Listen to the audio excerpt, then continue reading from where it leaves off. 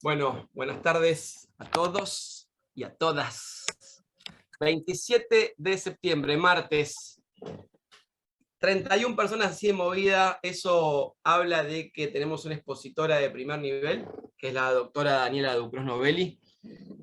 La conozco hace muchos años, compañera de la cátedra, abogada combativa, muy bien formada, doctora en Derecho. Igualmente la presentación la va a hacer ahora seguramente la doctora Pistaquia o el doctor Muñoz, que están aquí presentes. Está la doctora Raibet, adjunta de la cátedra también, el doctor Liporace, director de la Comisión de Derecho Colectivo, el doctor Facundo Giampaoli, la doctora Marmor, Aspiazu, el doctor Walter González, director del Instituto de Morón, para escuchar a la doctora, porque seguramente nos va a brindar muchísimas herramientas útiles para nuestro ejercicio profesional, sobre todo ante la permanente aparición o reaparición de criterios restrictivos, siempre en perjuicio de los trabajadores y por transmisión directa a sus abogados. Ahí la veo sonreírse a la doctora Raibet y a la doctora Ducros. Siempre tenemos que estar con la guardia en alto por este tema. Primero les pedimos disculpas porque siempre abrimos I5, hoy abrimos I7, porque precisamente en el back o en la previa nos quedamos charlando de un tema que es muy importante, que es lo que les pasamos a comentar ahora, que es que luego de la gloriosa acta 2764 tuvimos dos fallos que no la respetan totalmente, que son uno de la sala 2 y otro de la sala octava, con similares protagonistas. En la 2 el doctor Sudera y ayer el doctor Pesino, y en la octava votos de la doctora González y el doctor Pesino, donde solo mandan a capitalizar una vez, con el fundamento de que el Código Civil no prevé más capitalizaciones, lo cual consideramos que es erróneo porque el inciso A habla de las capitalizaciones periódicas y habla de una cadencia no inferior a 6 meses, con lo cual un año todavía estaría siendo benévolo con los deudores. Lo preocupante de todo esto es que han citado 8 camaristas, han pedido reunión de la totalidad de los camaristas no plenario, con lo cual no sería vinculante, para tal vez reinterpretar o modificar el acta 2764. Por eso nosotros hoy sacamos una campaña en redes sociales hace un rato, donde sostenemos que esto es innecesario y que alguna fórmula que dé un resultado menor sería sumamente injusta con una inflación que galopa, y como siempre los juicios, como venimos anunciando del 2017, van detrás y pierden por goleada. Sin más preámbulo, le cedo la palabra a las autoridades de la Comisión de Riesgos, no sin antes agradecerle a la doctora Daniela Ducros Novelli por su gentileza, por estar aquí con la Asociación de Abogados del Fuero, de la cual es fundadora, y vale decirlo, para que nos ilustre con sus conocimientos. Bueno, buenas tardes a todos. Sí, buenas tardes a todos. Vamos a presentar a la doctora Ducros Novelli. Primero que nada, es un honor para nosotros que esté acá. Tiene una larga trayectoria en el ámbito laboral, así que la verdad, muchísimas gracias, Daniela. La doctora Ducros Novelli es doctora en Derecho del Trabajo y Derechos Humanos, docente de la UBA, publicista, autora del libro que me voy primero a mostrar acá, que es este libro. Es muy bueno, se los recomiendo a todos. Nosotros lo leímos, lean, lo leyó, puede dar fe, Facundo también. Recomendadísimo, recomendadísimo. Sí, nos va a resolver un montón de cuestiones y dudas respecto a la prescripción. Nuestros temas son de riesgo de trabajo y obviamente también los contiene, así que se los recomiendo a todos que lo puedan buscar, de la editorial Reyes. Bueno, Daniela, muchísimas gracias por estar acá, te escuchamos. Bueno, buenas tardes.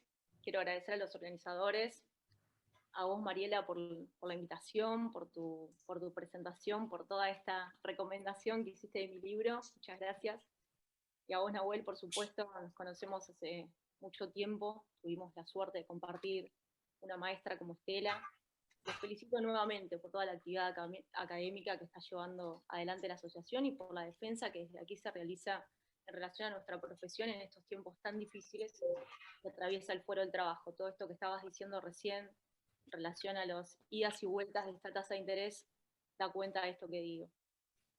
Y por supuesto quiero agradecer también a todos los colegas que veo aquí conectados acompañando, algunos de ellos también grandes amigos. Un placer para mí estar acá entre tanta gente querida.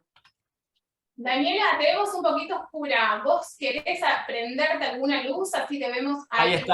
Ahí está. Un contraluz, ahí está. Ahí está, ahí te vemos bien. Listo, Sí, justo te daba la luz de atrás, me parece. Ahí está. perfecto, ahí me corro un poquito y ya está. Bueno, para abordar el tema de la prescripción en materia de accidentes y enfermedades del trabajo, lo primero que quiero decir es que todo el entramado jurídico que compone la normativa es bastante confuso y la prescripción, lamento decirles, no es una excepción a esta regla. Esto se debe a varias razones.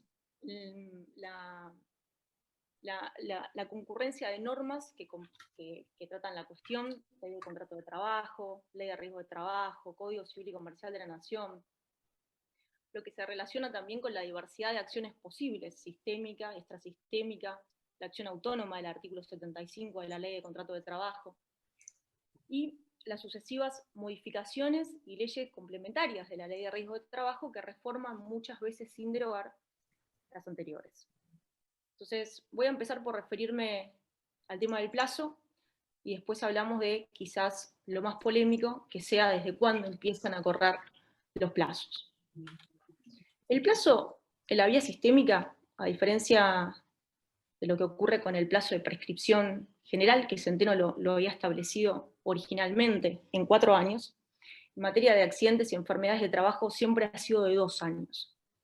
Desde el artículo 19 de la ley 9688, luego el artículo 280 del texto de la ley de contrato de trabajo original, la ley 24028, el artículo 258 de la ley de contrato de trabajo vigente, hasta el artículo 44, inciso primero de la ley de riesgo de trabajo, todos invariablemente han establecido un plazo de prescripción de 2 años.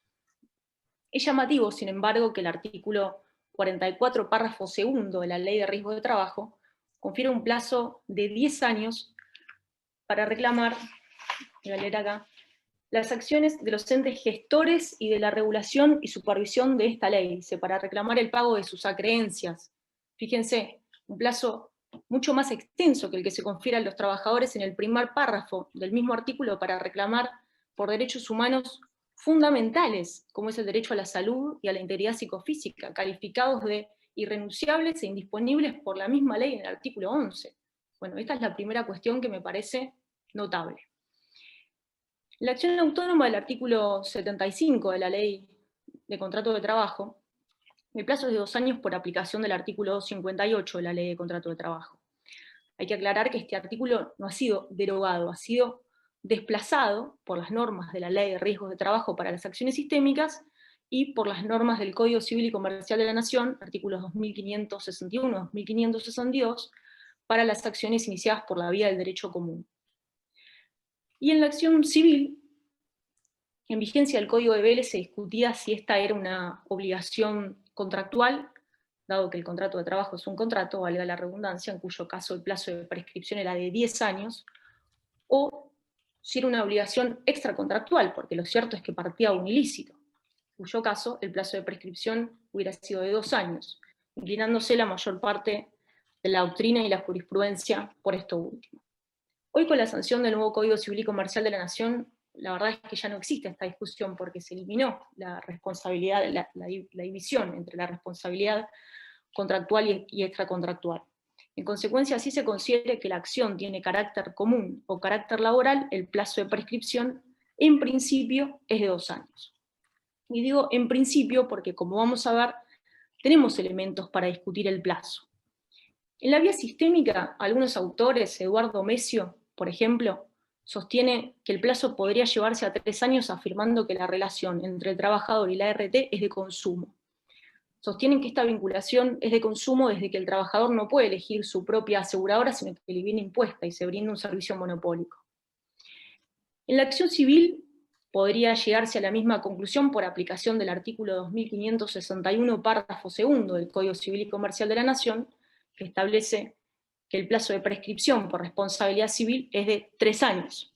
Pero se aclara en el artículo siguiente, en el 2562, inciso B, que esto no es así, de trabajo. Sí, escucharon bien, ¿eh? Parece ser que ahora el Código Civil y Comercial de la Nación regula el plazo de prescripción de los accidentes de trabajo. Yo digo, ¿cómo se atreven? Los civilistas, ¿cómo se atreven? Invaden nuestra disciplina para quitarle a un trabajador accidentado los derechos que se le conceden a cualquier ciudadano común accidentado. Notable. Esta es la otra cuestión que me parece notable. Además, se advierte una total incongruencia con la pretensión del artículo 4 de la Ley 26773, cuando indica que los trabajadores que optaran por entablar la vía civil, se les aplicará igual que al resto de los ciudadanos la competencia civil, los principios del derecho civil y la legislación de fondo y de forma del derecho civil. Sin embargo, es el mismo Código Civil y Comercial de la Nación el que establece un plazo de prescripción distinto, más acotado, cuando se trata de accidentes de trabajo. Entonces, ¿qué quedamos? Un verdadero disparate. Más que regirnos por el principio protectorio, realmente con estas normas parecería que nos rigiéramos por el imperio de lo absurdo. Si alguna distinción quería establecerse, en todo caso debió haber sido para alargar y no para acortar el plazo de prescripción de los accidentes de trabajo. Además está decir que estuviera el principio de igualdad ante la ley y la tutela especial que al trabajador le confieren la Constitución y las leyes en su carácter de sujeto débil, de sujeto vulnerable de la relación. Además tenemos que contemplar la situación del tercero responsable del accidente, porque ahí indudablemente se aplica el artículo 2561, párrafo segundo del Código Civil y Comercial de la Nación, que dice que el plazo de prescripción por responsabilidad civil es de 3 años, porque está claro que no es un accidente de trabajo, el caso típico es el de los in itinere. Y aquí se abre también un segundo interrogante en relación a los demandados, porque si el plazo de 2 años se aplica solo a la acción que entabla el trabajador contra el empleador, podría atribuirse responsabilidad civil a la ART y sostenerse que el plazo es de 3 años. Formaro señala esto, creo yo, con bastante razón. En síntesis, el plazo de 3 años podría invocarse planteando la inconstitucionalidad del artículo 2562, inciso B, por violar los artículos 14 bis y 16 de la Constitución Nacional, pretendiendo para el trabajador el atributo de ciudadanía, digamos, que la Corte le concedió alguna vez en Aquino, en Milone, o sosteniendo que se trata de otros reclamos civiles ajenos a la relación laboral. Fuera de esto, todas las leyes de accidentes invariablemente han ratificado el plazo de prescripción de 2 años, por eso, más allá del plazo, el tema es a partir de cuándo empiezan a correr los plazos. Hago un paréntesis acá para aclarar que no toda acción en el marco del sistema de riesgos de trabajo es prescriptible, solo la que procura el cobro de una prestación, pero no las acciones que posea el trabajador como consecuencia de otro tipo de deberes legales que impone la normativa, por ejemplo la que surge del artículo 4, inciso primero de la Ley de Riesgos, no prescribe la acción para exigir las medidas de prevención de los riesgos del trabajo. La acción preventiva del daño la regula específicamente el artículo 1711 del Código Civil y Comercial de la Nación. Sin embargo, no sé si ustedes recordarán que algunos de sus autores, en el momento de presentar el código, dijeron que esta acción no podía ser entablada por los laboralistas. ¿Pero cómo? Si el campo más fértil para prevenir daños lo vamos a encontrar en las empresas con los accidentes de trabajo. Remarquen una relación directa con la prescripción para advertir cómo funciona. Primero se conceden derechos para el ciudadano común y acto seguido se pretende excluir a los trabajadores de esos derechos o esa protección. Lo mismo que con el plazo, solo que en este caso ni siquiera existe una exclusión expresa en la ley. Bueno, pasamos a la cuestión esta de a partir de cuándo comienzan a correr los plazos. Y más allá de que ahora vamos a analizar cada situación en particular y ver cuándo empieza a correr el plazo en cada tipo de acción, lo primero que quiero aclarar en relación a la indemnización por los daños a la integridad psicofísica, como regla general y más allá de lo que diga la ley, cualquier ley, es que el plazo de prescripción no puede comenzar a correr antes de la fecha de la consolidación jurídica del daño, antes de que el trabajador sepa cuál es el grado de incapacidad definitiva que porta. Sea cual sea la vía elegida, sistémica, extrasistémica, la acción autónoma del artículo 75 de la Ley de Contrato de Trabajo, el curso de la prescripción no puede correr desde el hecho, ni desde la primera manifestación invalidante, ni desde que se recibe ninguna notificación. Tampoco es útil el concepto de los 2 años luego de finalizado el contrato de trabajo, ni ninguna otra fecha o punto desde el cual se le pueda ocurrir a las leyes partir si el trabajador todavía no sabe cuál es el daño a reclamar, porque si no sabe cuál es el daño a reclamar, no puede correr el cómputo de la prescripción de una acción que no sabe qué tiene, o en qué medida la tiene, por qué cuantía la tiene. No olvidemos que la ley no indemniza accidentes ni enfermedades, sino incapacidades definitivas. Esto es puntualmente lo que dice el artículo 258 de la Ley de Contrato de Trabajo, pero para llegar a esta conclusión no necesitamos el artículo 258 de la Ley de Contrato de Trabajo ni entrar en la polémica sobre si resulta aplicable o no, dado que hay normas posteriores que regulan la misma materia. Esto que digo surge de un principio general del derecho que regula todo el ordenamiento jurídico. Es que una acción que no ha nacido no puede prescribir. Dicho esto, comencemos por la acción sistémica.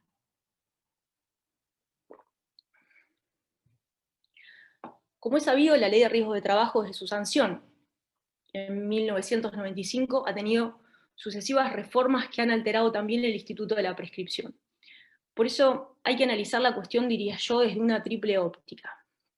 La temporal, porque ley anterior deroga ley posterior deroga ley anterior dentro de una misma especialidad.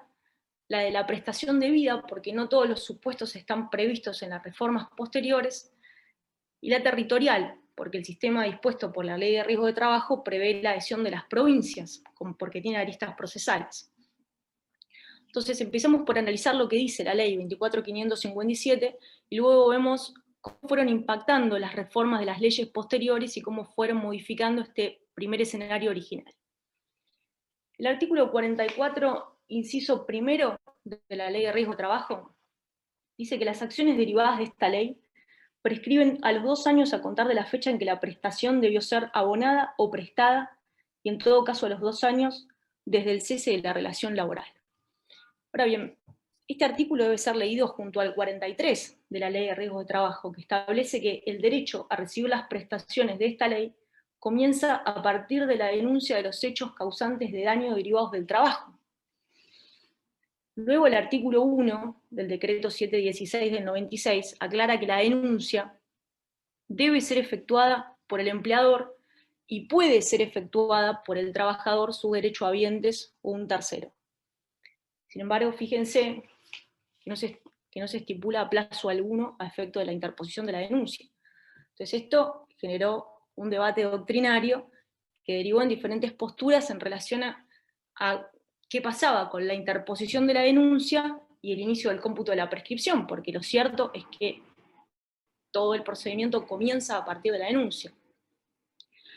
Algunos autores sostienen que el plazo para que se reconozca la prestación es de 2 años, otros que es de 5 y otros que no existe ese plazo. Vamos a ver. Tosca, por ejemplo, dice que ante la falta de aclaración de la ley, el plazo para hacer la denuncia y que se reconozca la prestación es de 2 años, que tiene que ser el plazo del artículo 44. Formaro, el año pasado escribió un artículo sobre este tema, donde ahí dice que si bien él siempre abrevó a la postura que entendía que no había plazo para interponer la denuncia, cambió de opinión al advertir que al no haber una aclaración expresa de la ley, como todas las acciones son susceptibles de prescripción, están sujetas a un plazo de prescripción, el plazo para hacer la denuncia debe ser el plazo genérico del Código Civil de 5 años, artículo 2560. Señala que la prescripción es de orden público, que el principio es la prescriptibilidad de las acciones, y que al producirse la contingencia que genera el derecho a efectuar la denuncia, y que en consecuencia ese derecho es susceptible de prescripción. Entonces, quienes se enrolan en esta posición se apoyan en el artículo 2532 del Código Civil y Comercial de la Nación, que lo que dice es que las normas atinentes a la prescripción se aplican en ausencia de disposiciones específicas, lo que entienden ocurre en el caso. Sí, Daniela, te cuento, ese artículo que vos estás diciendo de Formaro también lo había leído, y es interesante, obviamente que uno, viste, a veces lee distintas posturas para ver dónde encuadra el caso que nosotros tengamos a veces, que necesitamos, viste, alguna respuesta a algún caso específico. Yo lo leí después. Sí, me imaginé, libro, porque por lo que me dijiste, sí, me imaginé que sí. No dije nada, claro, de esto del libro no dije nada, lo vi después, y es muy interesante, no solo en relación a la denuncia, sino en lo que pasa después con el procedimiento que incorporan los artículos 1 y 2 de la 27348. Se viene el libro Prescripción capítulo 2. Claro, ahora hay que hacer otro. O la segunda edición. Tal cual, sí, con todas las ideas que me desató Formaro a partir de eso. Sí. Bueno, la tercera postura, les decía, que es la de quienes entienden como Machado, Massa, Ackerman, Schick, que es la postura a la cual yo adhiero, más allá de que esta que dice Formaro, la verdad que es sumamente atendible también, no digo que no sea correcta.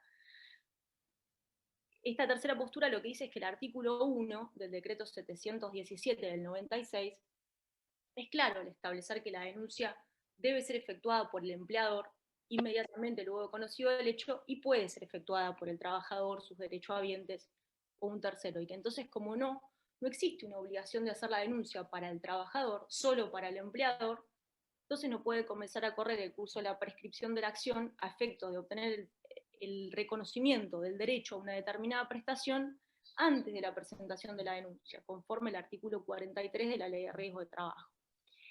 No estoy diciendo que se trate de una acción que no esté sometida a plazo de prescripción, sino que el curso de prescripción de la acción queda supeditada al cumplimiento de un hecho que es futuro e incierto, que es la denuncia. Sin denuncia, no inicia. La única excepción a esta regla vendría dada por la segunda parte del artículo 44, el inciso primero, que habla de el transcurso de 2 años luego de finalizado el contrato de trabajo. Regla que, como vamos a ver después, también tiene excepciones. Tampoco me parece tan determinante que el artículo 2532 diga que las normas atinentes a la prescripción se aplican en ausencia de disposiciones específicas, porque yo entiendo que acá hay una disposición específica que es el artículo 43 de la Ley de Riesgo de Trabajo, que justamente condiciona el nacimiento del derecho a la interposición de la denuncia. Entonces, para que se entienda, quienes se rolan en otras posturas creen que hay 2 plazos distintos de prescripción. 1, el plazo de la acción para que se reconozca la prestación. 2, el plazo de la acción para que se pague la prestación reconocida. Yo no creo que haya 2 plazos distintos. Creo que hay uno solo que comienza a partir de la denuncia, que es la condición a la que la ley supedita el nacimiento del derecho y, en consecuencia, el inicio de la acción. Y me parece que esto tiene un sentido, que es que la ley busca que sea el empleador quien haga la denuncia, no cargar al trabajador accidentado también con la obligación de hacer la denuncia y de poner en marcha el procedimiento. Está claro que no hay que confiarse en todo esto y dejar todo para último momento, ¿no? Desde ya que yo les estoy dando simplemente herramientas por si ocurre algún problema.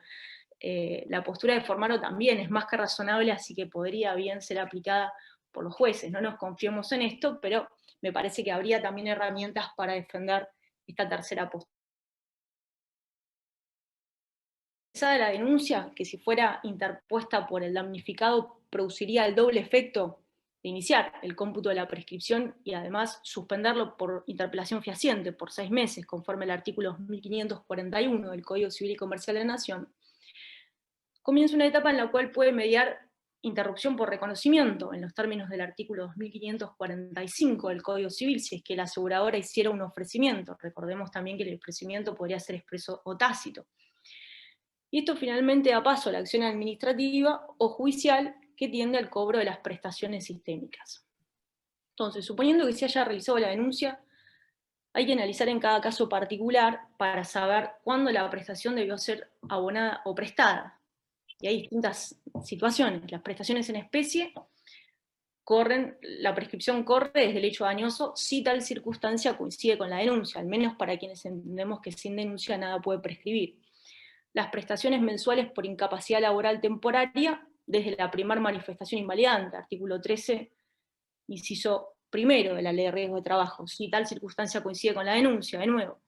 Sin embargo, ahí la acción para exigir el pago de cada prestación mensual prescribe a los 2 años del plazo de pago de cada una de ellas. Es decir, por remisión del artículo 13, inciso primero, párrafo tercero, a las normas de la Ley de Contrato de Trabajo, se sigue la misma modalidad que para el pago de las remuneraciones. Es decir, al cuarto día para el trabajador mensualizado, al tercer día para el trabajador jornalizado. Esto según el artículo 128 de la Ley de Contrato de Trabajo. Recordemos que para las obligaciones periódicas de pago mensual, el curso de la prescripción corre desde el momento en que cada una de ellas puede ser exigida, dice el Código Civil y Comercial de la Nación en los artículos 2554 y 2556, es decir, desde cada vencimiento. Bueno, artículo 18, 18 inciso primero, y la prestación adicional de pago único, el artículo 11, párrafo cuarto, por su naturaleza indemnizatoria, se deben desde el momento en que debieron ser pagadas, es decir, desde la muerte, si coincide con la fecha de la denuncia, de nuevo. Las prestaciones dinerarias por incapacidad permanente definitiva son exigibles desde que la comisión médica declara el carácter definitivo de la incapacidad, es decir, cuando ya no puede variar. La ley de riesgos establece algunos criterios de cuándo llegaría ese momento. Dice, por ejemplo, que para la incapacidad laboral temporaria, cuando cesa el periodo de incapacidad laboral temporaria, se declara el carácter definitivo si la incapacidad es menor al 50%. Esto, artículo 9 y 14 de la ley de riesgos, cuando cesa el periodo de incapacidad laboral permanente provisoria por haber vencido los plazos del artículo 9, o cuando se expía la comisión médica por existir certeza sobre que es definitivo el carácter de incapacidad, cuando es superior al 50%. Ahora bien, más allá de los plazos establecidos por la Ley de Riesgos de Trabajo, estas normas la verdad que parecen un poco enredadas y muy complicadas y no son tan importantes, porque lo que hay que tener en cuenta es que si el trabajador prueba en juicio que la incapacidad es mayor a la determinada por la comisión médica, o que alcanzó el carácter de definitiva con posterioridad, o que con posterioridad pudo tomar conocimiento de ello por haber sido informado por estudios o por sus propios médicos, bueno, desde ahí tiene que correr el cómputo de la prescripción. Y quería hablarles de algunas situaciones específicas, por ejemplo, que ocurren las acciones por los reagravamientos. Ahí el curso de la prescripción corre desde el momento en que el trabajador sabe cuál es el grado de incapacidad definitiva que porta con motivo del reagravamiento y su origen laboral. Claro que no puede tomarse el inicio para computar la prescripción cuando toma conocimiento del grado definitivo del primer daño ocasionado. Luego la situación esta de el plazo de 2 años a contar desde el cese de la relación laboral, que es la segunda parte del artículo. Y aquí tenemos que tener en cuenta todas las objeciones que se le hicieron en su momento a la ley 24028, porque es lo mismo, en relación a los supuestos de enfermedades de lenta evolución, desarrollo progresivo, que podrían manifestarse luego de los 2 años de haber finalizado el contrato de trabajo, o en los casos en que la enfermedad, si bien se ha manifestado, el porcentaje de incapacidad definitiva se consolida pasados los 2 años, por ejemplo, algunos tipos de cánceres, hipoacusia. Y bueno, acá tenemos dos posturas también en la jurisprudencia, quienes entienden que los 2 años luego de finalizar la relación operan como un límite infranqueable para la interposición de la acción, y quienes admiten el progreso de la acción en determinadas circunstancias. Quienes se enrolan en la postura restrictiva entienden que cuando se trata de enfermedades de lenta evolución, desarrollo progresivo, debe presumirse que la toma de conocimiento opera en forma contemporánea con el cese. Sostienen que este es el momento más objetivo, el más adecuado para iniciar el cómputo de la prescripción, porque es cuando el trabajador deja de estar expuesto a los agentes que le pudieran causar la dolencia. Yo la verdad que no estoy de acuerdo con esta interpretación, porque la cuestión no radica en encontrar un momento objetivo que ponga fin a los factores lesivos, porque las enfermedades de lenta evolución y desarrollo progresivo podrían manifestarse varios años después de extinguido el contrato y de haber estado expuesto el trabajador a los agentes de riesgo. Entonces, la finalización del contrato es un dato completamente irrelevante a efectos de dilucidar esta cuestión. Por eso adhiero a la tesis amplia. Me parece irrazonable que se considere prescripta una acción cuando el trabajador, quizás a los 2 años de finalizado el contrato de trabajo, aún ni siquiera se ha enterado que está enfermo porque los síntomas se van a manifestar en el futuro. Menos podrá saber cuál es el grado de incapacidad, que es el presupuesto mínimo, básico, para entablar cualquier acción. El problema acá consiste en pretender vincular el comienzo del plazo de la prescripción a una situación que no guarda relación alguna con los presupuestos fácticos que habilitan la acción. Ni el derecho ha nacido, ni el mismo es exigible, ni la inacción es voluntaria, porque el trabajador simplemente no sabe que está enfermo o cuál es el porcentaje de incapacidad, cuál es el daño a reclamar. Y ahí hay un fallo de la Suprema Corte de Justicia de Mendoza, que ha hecho referencia a la fecha de la consolidación del daño y el conocimiento del trabajador como elementos imprescindibles a la hora de verificar si una acción está prescripta, y ahí dice que es cuando el trabajador conoce el grado definitivo de su incapacidad, conoce las causas laborales que lo determinaron, cuando el grado de incapacidad es irreversible y cuando ha culminado el proceso incapacitante. Suprema Corte de Mendoza, Rodríguez con García Juan y la segunda RT sobre accidente del año 2004.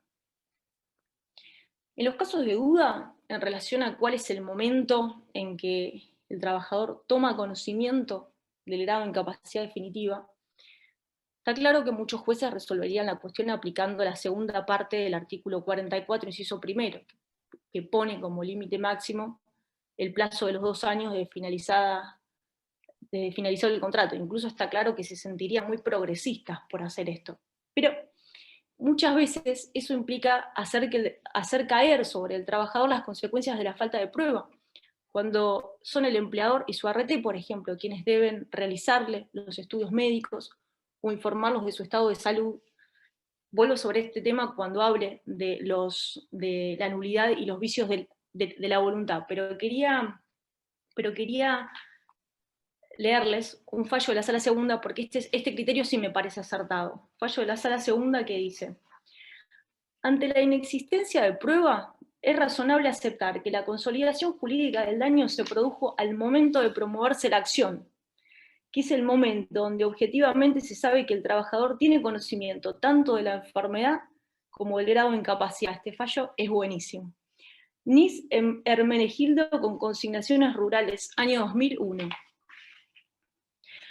Bueno, pasemos ahora a analizar el impacto que tuvo en este escenario la sanción de la Ley 26773. Cada reforma de la Ley de Riesgos ha ido estableciendo a su vez cada vez más valladares a la acción, lo que ha generado también que se haya ido corriendo el cómputo de la prescripción. Esto partiendo de la premisa que dice que para que inicie el plazo debe encontrarse expedita la acción. Entonces, como les decía, en el año 2012 se sanciona la Ley 26773, que sin derogar el artículo 44 de la Ley de Riesgo de Trabajo, altera lo que dispone en relación al curso de la prescripción, porque el artículo 4º, párrafo 5º, de la Ley 26773, se me perdió.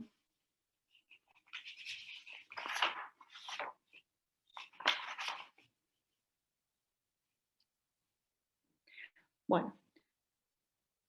Eso que decís, Daniel, es muy interesante, porque en realidad la reforma de la ley nos viene a modificar los plazos, y un plazo que era de prescripción ya hoy en día no es tal. Es decir, yo tengo 2 años, supuestamente, para empezar una demanda, bajo el régimen de la ley anterior, modificada con la ley en 2017, este plazo ya no es más un plazo de 2 años para entablar una demanda. Se va corriendo. Bueno, el artículo 4º, párrafo 5º, lo que dice es que la prescripción se va a computar a partir del día siguiente a que se recibe una notificación, que es la notificación que está hablando el artículo en el primer párrafo.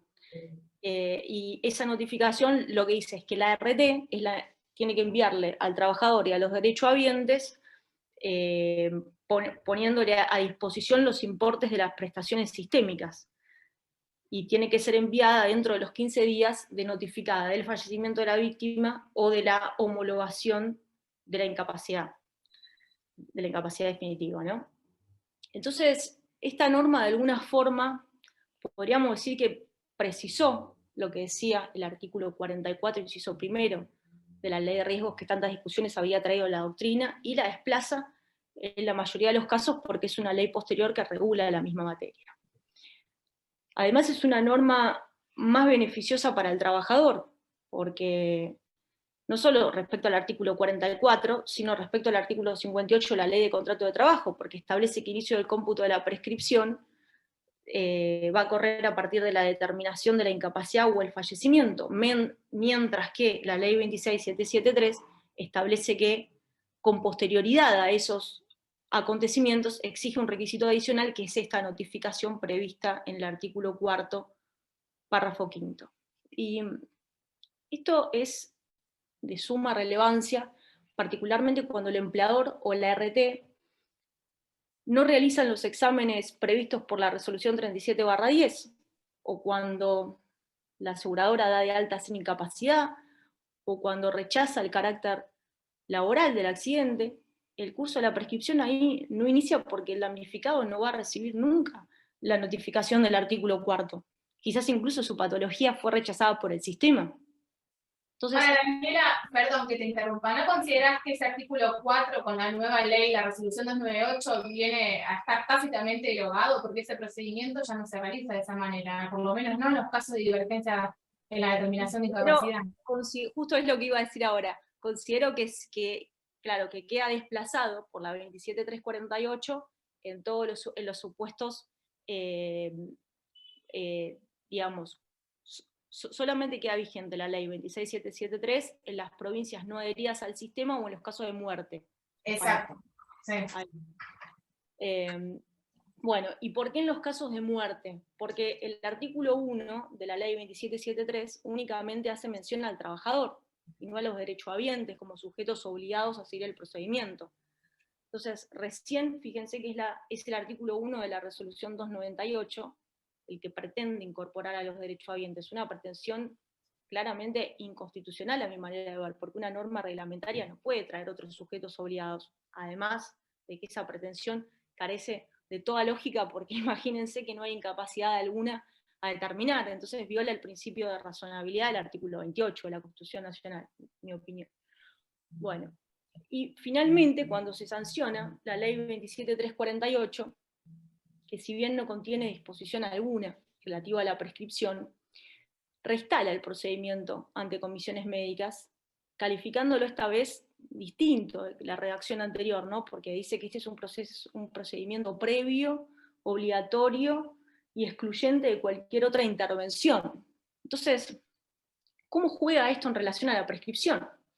Y la respuesta es, nadie lo sabe. No, eso es un chiste, pero la realidad es que no hay acuerdo en la doctrina para nada y hay muy diferentes posturas. Una postura diría que la prescripción no inicia hasta que finalice la etapa de las comisiones médicas. Sostiene esto, por ejemplo, Schick, opinión que les diría que yo comparto. A ver, vamos a ver. El curso de la prescripción no puede comenzar mientras transcurre la etapa esta de comisiones médicas, porque la ley califica este procedimiento como previo, obligatorio y excluyente de cualquier otra intervención, lo que comprenda la acción judicial, todos artículos 1 y 2 de la ley 27348. Y la realidad es que antes de este momento, haya o no denuncia, no podemos saber cuándo la prestación debe ser abonada o prestada, ni en qué cantidad, que es el momento desde el cual parte el artículo 44, inciso primero de la ley de riesgos. Ni tampoco puede esperarse notificación alguna de parte de la ART, que ponga a disposición los importes, que es el momento desde el cual parte el artículo 4, párrafo 5 de la ley 26773. Entonces, recién cuando está firme el capital, que corresponde al trabajador o a sus derechohabientes, y si irán en tránsito, bueno, esa para mí es la excepción justamente, el trabajador tiene dos opciones.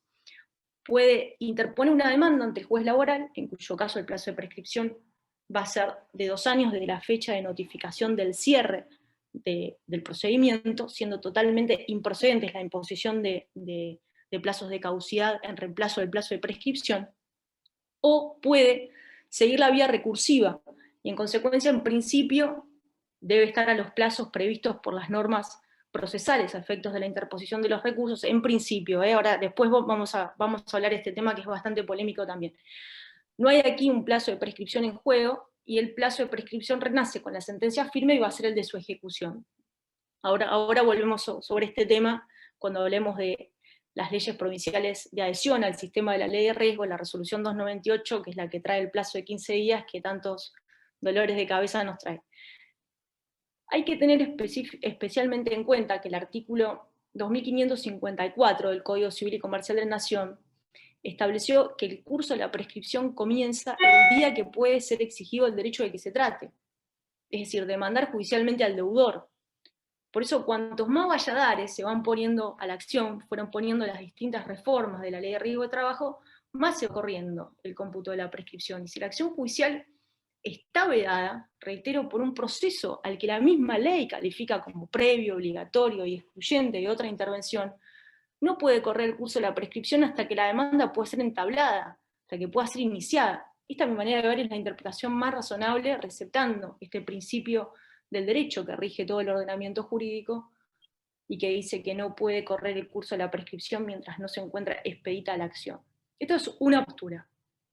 Ahora, hay otras posturas ya partiendo de la parte que del presupuesto que sí corre la prescripción, aunque no se haya iniciado este procedimiento.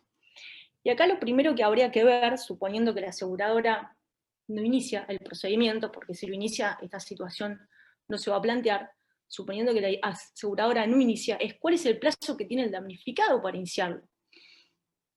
Bueno, como te decía Mariela, esto no está en el libro porque a mí se me ocurrió pensarlo después de haber leído el artículo de Juan Formaro, donde él dice que como la ley no estipuló un plazo para hacer la denuncia y que se reconozca la prestación, el plazo podría ser el genérico de 5 años. Y yo digo, siguiendo este mismo razonamiento, ¿no podría sostenerse también que el plazo para interponer la acción administrativa e iniciar el procedimiento ante la comisión médica, ante la falta de aclaración de la ley, sería el plazo de 5 años? Está claro que el plazo de 2 años, que establece el artículo 44 de la Ley de Riesgo de Trabajo, es otro plazo, porque es un plazo que corre desde que la prestación debe ser abonada o prestada, lo que justamente no puede saberse antes del dictamen de la comisión médica, que son las que establecen cuándo debe ser abonada o prestada la prestación y en qué cantidad, así que no podríamos estar al amparo de esa norma para saber cuál es el plazo. Bueno, nada, se los dejo para pensar.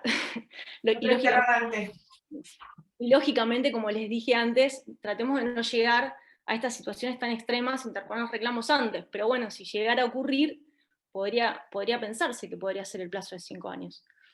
Bueno, y otro debate, siempre partiendo ahora, ya estamos en la tesis que el plazo corre, aunque no se inicie el procedimiento, corre igual, es ¿qué efecto corresponde darle a la acción administrativa ante comisiones médicas? Ahí tenemos el artículo 257 de la Ley de Contrato de Trabajo que dice que la reclamación ante la Autoridad Administrativa del Trabajo interrumpe el curso de la prescripción durante el trámite, pero en ningún caso por un plazo mayor a 6 meses. Entonces, es decir, el derecho del trabajo reconoce efecto interruptivo a la reclamación administrativa, pero le establece este tope de 6 meses. Y en consecuencia acá tenemos dos posturas, porque hay quienes entienden que el procedimiento interrumpe el curso de la prescripción por el plazo que duren las actuaciones, si es menos de 6 meses, pero si llega a durar más, se aplica el tope de 6 meses, y luego se reanuda el cómputo de la prescripción. Esta sería la interpretación literal del artículo 257 de la Ley de Contrato de Trabajo. Y hay quienes entienden que debe perdurar por todo el tiempo que dure el trámite, así se extendiera por un plazo superior de 6 meses. Entre estas dos opciones, la segunda postura, lógicamente, es la que me parece más razonable, porque la norma debe aplicarse, aunque no es la que se desprende de la literalidad del texto, pero la norma tiene que aplicarse en conexión lógica con todo el resto del ordenamiento. Entonces, quienes se enrolan en esta última interpretación, Juan Formaro, por ejemplo, entiende que el sistema de riesgo de trabajo es sobreviniente al texto de la Ley de Contrato de Trabajo, y que impone un tránsito obligatorio que lleva a aplicar por analogía la solución que se prevé para una demanda judicial. Algunos dirán, bueno, pero el ciclo también es obligatorio, y en el plenario Martínez con YPF, en el plenario del año 2006, la Cámara resuelve que el plazo era por 6 meses con independencia de lo que duraran las actuaciones ante el SECLO. Y es cierto, pero existen diferencias sustanciales en el caso del SECLO. Hay ninguna norma indica la vía recursiva, ahí no se dispone que se produzca prueba, ahí no hay un organismo que dictamina sobre los hechos y sobre las pruebas con autoridad de cosa juzgada administrativa, como hacen las comisiones médicas. Me parece que es muy distinto. Y de ahí Formaro entiende que debe dársele al procedimiento el tratamiento de una demanda, y que entonces deben operar las reglas de los artículos 2546 y 2547, manteniéndose los efectos interruptivos hasta que se resuelva la cuestión. Esto es casi como si fuera un juicio antes de otro juicio, es algo así. Claro, lo que digo es, tenemos dos plazos, uno para poder iniciar ante comisiones médicas y después el otro plazo para llevarlo a la justicia. Dos juicios. La verdad es lógico sostener que si el sistema legal impide accionar sin el tránsito previo ante la brida recursiva, no podría a la par renovarse luego de los 6 meses el curso de la prescripción si el trámite no finalizó. La verdad que sería un disparate. Bueno, ahora voy a hablar del tema de las leyes provinciales de adhesión. Sí, ahí tenemos otras leyes distintas a lo que vemos acá, ya sea en provincia de Buenos Aires, como, bueno, directa a la que se aplica la 1748, así que ahí hay otras cuestiones también a analizar. Sí, este quizás sea el mayor problema hoy, o el tema más actual, ¿no? En materia de accidentes de trabajo, causalidad y prescripción, diría yo. Como ustedes sabrán, varias provincias han adherido al sistema establecido por la Ley de Riesgo de Trabajo, y al hacerlo, en general, se han apartado de la vía recursiva, estableciendo que el juez que el trabajador pueda acceder al juez mediante la interposición de una demanda. El problema es que a todas estas acciones judiciales se les ha establecido un plazo de caducidad, es decir, una vez notificado el trabajador del cierre de la etapa ante comisiones médicas, si no inicia la acción en el plazo establecido, pierde el derecho a hacerlo, caduca el derecho a hacerlo. Estamos hablando de la caducidad del derecho, que es una cuestión que pertenece al derecho de fondo, no de la caducidad a la instancia, que sería una cuestión procesal. Entonces, y además se trata de plazos muy breves, 90 días en el caso de la provincia de Buenos Aires, 20 días en el caso de la provincia de Tierra del Fuego, 45 días Córdoba, Chaco, Mendoza, 15 días Entre Ríos, que es el mismo plazo que establece la resolución 297 para la Justicia Nacional. Solo la provincia de Jujuy estableció un plazo de 2 años. Algunas de las máximas instancias judiciales de estas provincias ya se han expedido sobre la inconstitucionalidad de estas leyes. Hay un fallo de la Sala Séptima de la Cámara de Trabajo de Córdoba, Soplan con Prevención RT, también hay un fallo de la Suprema Corte de la provincia de Mendoza, Herrera con Provincia RT. Ese fallo es expresa mención, el último que nombré, el de la Suprema Corte de Mendoza, a las 100 reglas de Brasilia sobre acceso a la justicia de las personas en condiciones de vulnerabilidad, donde claramente un trabajador accidentado se encuentra indudablemente comprendido. Bueno, también hay fallos de algunos tribunales de la provincia de Buenos Aires, de La Plata, de San Isidro, seguro que hay más y no recuerdo ahora. Pero constitucionalidad. La ley de acción provincial, al establecer un plazo de caducidad para iniciar la acción, se excede en materias que habían sido delegadas por las provincias a la Nación, violando el artículo 31 y el 75, inciso 12 de la Constitución, que dice que corresponde al Congreso de la Nación dictar los códigos de fondo. No puede una ley de adhesión provincial modificar el plazo de prescripción, ni siquiera puede hacerlo por una vía indirecta u oblicua, como sería establecer un plazo de caducidad, porque mucho menos puede establecer un plazo de caducidad en abierta violación a la clara directriz que emana del artículo 259, la ley de que no existen otros plazos de caducidad distintos a los que surgen de esta ley. La realidad es que desde que se organizó este país con la Constitución de 1853, y particularmente con la Reforma de 1860, cuando se incorpora la provincia de Buenos Aires, se establece que las provincias delegan en el gobierno federal la facultad de dictar los códigos de fondo y que se reservan para sí el dictado de las normas de forma. Es el actual artículo 75, inciso 12, creo que antes era el 67, inciso 11, si no me equivoco. Entonces, las provincias con este tipo de regulaciones invaden cuestiones que tienen que ver con el derecho común, porque la prescripción y la caducidad, de nuevo, son materias que pertenecen al derecho de fondo. Entonces, cuyo dictado se encontraba delegado al gobierno federal, no son cuestiones a regular por las provincias. Una mayoría simple en una legislatura provincial es una mayoría contingente, circunstancial, que no puede alterar las competencias que ya fueron delegadas al gobierno federal. Si no, sería muy fácil. Cualquier provincia podría alterar las distribuciones de las competencias acordadas cuando se organizó el país por su legislatura ordinaria. Esa es la inconstitucionalidad.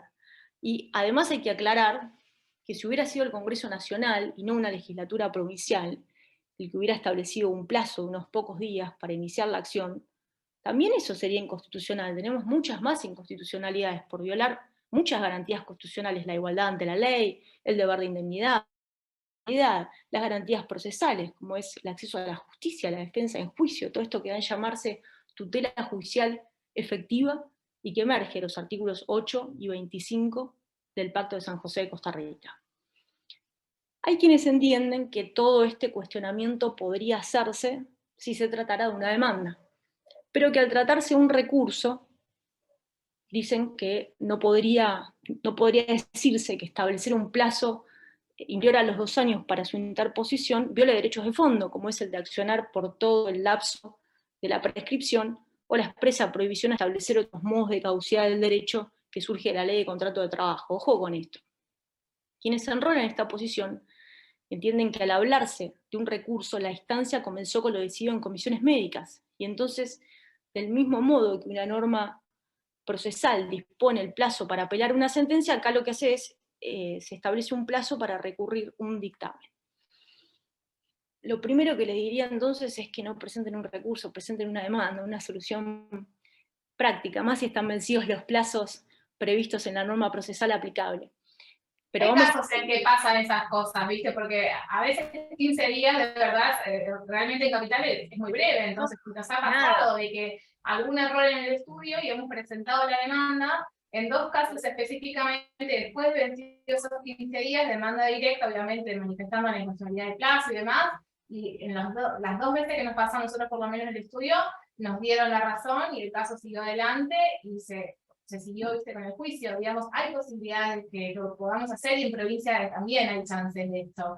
Por supuesto que también ponernos a discutir ahora la instancia administrativa como una primera instancia absoluta también lleva a nuestras otras discusiones, ¿no? Del poder jurisdiccional que se está dando a la superintendencia con esta visión de un recurso. Eso es terrible, eso es terrible. Bueno, menos mal que hay jueces que lo comprenden. Sí. Vamos a ver qué dice la Corte. Vamos a ver qué dice la Corte. Bueno, pasando a lo jurídico, decía, la verdad que de todos los argumentos que he escuchado, este es sin duda el más sostenible, el más atendible para tratar de defender de algún modo este engendro que han hecho, porque la verdad que hicieron desastre. Pero nosotros también tenemos argumentos y tenemos respuestas para contestarle. Yo no estoy de acuerdo con esa interpretación en relación a las leyes provinciales de adhesión, por lo menos, porque allí en general se ha establecido que la revisión de los dictámenes se efectúe mediante una acción laboral ordinaria, en contraposición a lo dispuesto por el artículo 2 de la ley 27.348. En consecuencia, el juez provincial, cuando interviene, no interviene como una instancia revisora en sentido estricto de lo decidido por las comisiones médicas, ya que su actuación no se encuentra encorsetada, limitada, acotada al análisis de lo allí resuelto, sino que implica el conocimiento cabal de la controversia en un juicio común, con amplitud de debate sobre los hechos y sobre las pruebas. Y puntualmente en relación a lo que ocurre en Nación con la resolución 298 del 17, que es tal vez la situación más compleja, indudablemente, más allá de mis discrepancias con el fallo Pogonza, a mi manera de ver, desconsiderando se desprende que la Corte, cuando se expide sobre la constitucionalidad del sistema, entiende al recurso judicial del artículo 2 de la ley 27.348, más allá de su como una acción ordinaria con amplitud de debate sobre los hechos y sobre las pruebas, dejando entrever que si así no fuera no se hubiera inclinado por la constitucionalidad del sistema, dado que este ha sido un requisito indispensable para la concesión de funciones jurisdiccionales a organismos administrativos que dependen del Poder Ejecutivo, como son las comisiones médicas, según la doctrina de los fallos Fernández Arias y Ángel Estrada, que son los precedentes sobre lo que la Corte dice en Pogonza que se apoya. Digo dice porque a mi manera de ver, si lo hubiera leído bien Ángel Estrada, no podría haber resuelto lo que ha resolvido, pero eso es un tema que excede acá la prescripción. Tal vez esto es una expresión de deseos, pero yo les quiero leer, a ver, ¿por qué digo esto? El considerando 10 de Pogonza, ahí dice: ninguna norma cercena, dice la Corte, ninguna norma cercena el derecho a plantear ante los jueces competentes la revisión de las cuestiones fácticas y probatorias sobre las que se pronunció la autoridad administrativa. Por el contrario, al establecer que todas las medidas de prueba producidas en cualquier instancia son gratuitas para el trabajador, artículo 2 de la ley 27.348, resulta indudable que la producción de tales medidas es admisible durante el trámite judicial. Acá la Corte está admitiendo que se puede producir prueba nueva ante el juez. Y luego sigue diciendo, citando un fallo propio, aunque el control judicial de la actuación de la Comisión Médica Central sea realizado en forma directa por el Tribunal de Alzada con competencia laboral, ello no le quita el carácter de amplio y suficiente. La norma instituye una acción, acá lo denomina acción, además, en la que las partes tienen derecho a ofrecer y producir la prueba que consideren pertinente y que permite la revisión del acto por parte de un tribunal que actúa con plena jurisdicción a fin de ejercer el control judicial.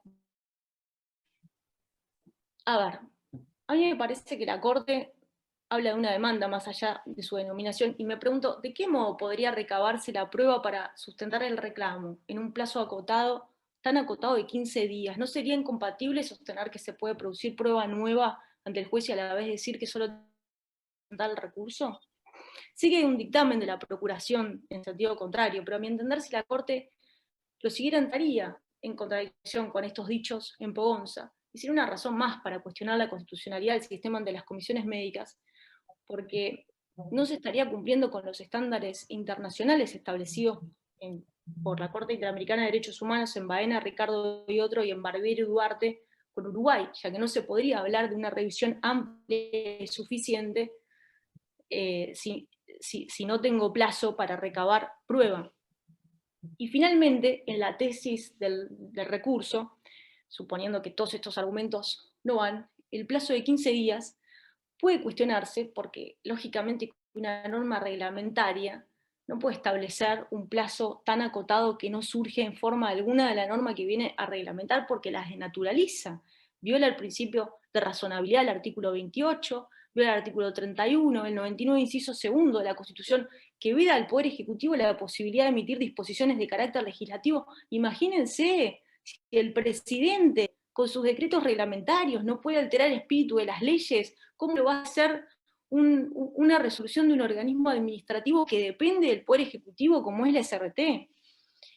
Además, va de suyo que esto viola el principio de progresividad, que lleva implícito el de no regresividad, que el trabajador tenía derechos más amplios, más extensos, mejores, antes del dictado de la norma. Artículo 26 del Pacto de San José de Costa Rica, 2.1 del PIDEX y 2 del Pacto de Derechos Civiles y Políticos.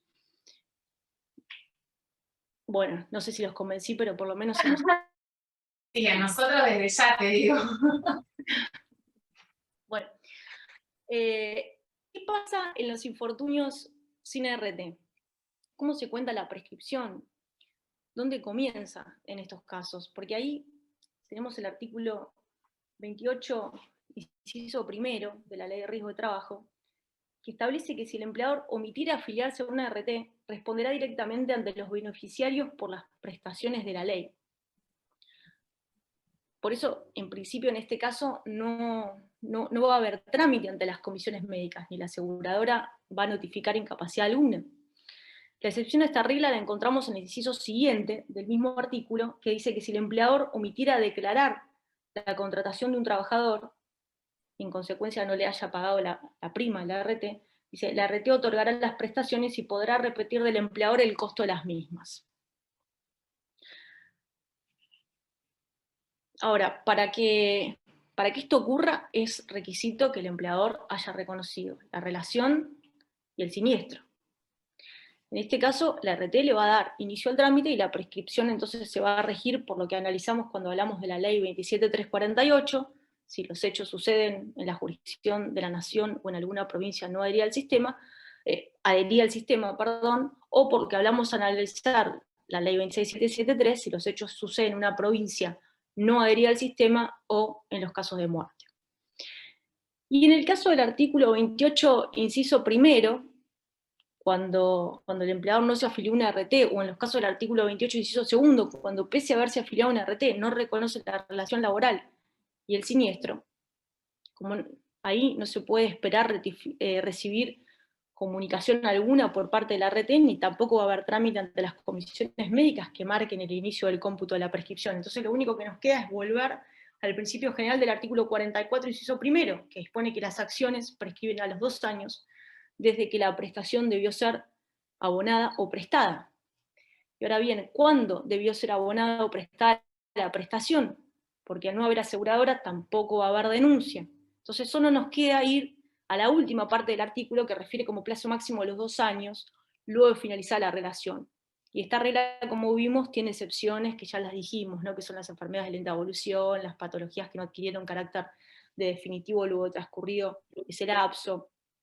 Por eso, el inicio del cómputo de la prescripción es otro que el de la fecha de la consolidación jurídica del daño. Es el momento en que el trabajador sabe cuál es el daño a reclamar y que su origen es laboral. El trabajador puede acreditar que tomó conocimiento con posterioridad por cualquier medio de prueba, certificados, historia clínica, y la empresa va a poder defenderse demostrando que le realizó los exámenes periódicos y de egreso, de donde surgía el grado de incapacidad definitiva, y que le comunicó su resultado, como indica la resolución 37/10. Bueno, en la acción autónoma del artículo 75, cuando inicia la prescripción, es muy fácil porque solo tenemos el artículo 258 que dice que es desde la determinación de la incapacidad o el fallecimiento de la víctima. Reitero que este artículo no fue derogado, que fue desplazado por las normas del Código Civil para la acción común y por las normas de la Ley de Riesgo de Trabajo para las acciones sistémicas. En consecuencia, en la vía del artículo 75, el curso de la prescripción corre desde la fecha de la consolidación jurídica del daño. Y finalmente, la vía del derecho civil. ¿Cuándo inicia la prescripción? Acá, antes del Código Civil y Comercial de la Nación, no se establecía claramente cuándo comenzaba a correr la prescripción para los hechos ilícitos. Tenemos un fallo viejo de la Corte, primero un fallo del año 41, ahí la Corte había establecido que corría a partir del hecho generador del daño, un criterio que obviamente no contemplaba un montón de situaciones, las patologías de lenta evolución o desarrollo progresivo, los daños que se manifiestan después de un tiempo ocurrido el hecho, cuando no tenemos un hecho desde el cual partir, como son las enfermedades que se generan por la exposición a un determinado agente de riesgo. Esto llevó a la Corte a modificar su criterio, lo que ocurre en el año 76, con un fallo que dice: es necesario el conocimiento por el damnificado del evento ilícito y la posibilidad de obrar a fin de obtener la reparación del daño proveniente del mismo. A partir de ahí, todos los fallos siguientes de la Corte aluden a la fecha de la consolidación jurídica del daño. Maldonado con Luis Magnasco, S.A., Acosta Julio con Cristalería, 2 fallos del año 86, Franco Cantalicio con Provincia del Chaco, 1992. Con la sanción del nuevo Código Civil y Comercial de la Nación, ya sin divisiones entre la responsabilidad contractual y extracontractual, tenemos el artículo 2554, que dijimos que dice que el curso de la prescripción corre a partir del momento en que puede ser exigido el derecho de que se trata. Ahora bien, para que el daño sea exigible, no solo es necesario que la incapacidad sea definitiva, sino que el trabajador debe tener conocimiento de que el origen es laboral. Hay un fallo de la Cámara de Apelaciones de Concordia que analiza un caso donde la Comisión Médica Central le había asignado al trabajador un determinado porcentaje de incapacidad, pero eso había sido en el marco de un retiro por invalidez que él había solicitado. Entonces, la Cámara lo que dice es que ahí no se originó, no se analizó si eso tenía vinculación laboral. Se analizó en el marco de un reclamo previsional y que entonces no servía para iniciar el cómputo de la prescripción de la acción laboral. Cabrera con Terra Citrus SRL, Cámara de Apelaciones de Concordia. En consecuencia, para que la indemnización sea exigible, no alcanza con que el accidente se haya manifestado, con que el accidente se haya producido, la incapacidad manifestado. Es necesario que el daño se consolide, que sea definitivo, que el trabajador pueda saber el grado de incapacidad definitiva que tiene y que su origen es laboral, al menos en la indemnización para el daño psicofísico, y los cuales para su cuantificación inicial, porcentaje de incapacidad, a excepción quizás del daño moral, si se produce en forma autónoma sin incapacidad. No todos los jueces admiten eso. Ahora bien, luego de las sanciones de la ley 26773 y 27348, al haberse dispuesto por vía legal vayas a la acción, no solo a la acción sistémica, también a la acción común, se altera también en esta vía la prescripción, porque dispone el artículo 4º, párrafo 4º de la ley 26773, que las acciones judiciales con fundamento en otros sistemas de responsabilidad solo podrán iniciarse una vez recibida la notificación fehaciente prevista en este artículo. Este párrafo corresponde al texto original del artículo 4º de la ley 26773. Luego el artículo 15 de la ley 27348 agrega un requisito más, pone coma, y agotada la vía administrativa mediante la resolución de la respectiva comisión médica jurisdiccional o cuando se hubiera vencido el plazo legalmente establecido para su dictado.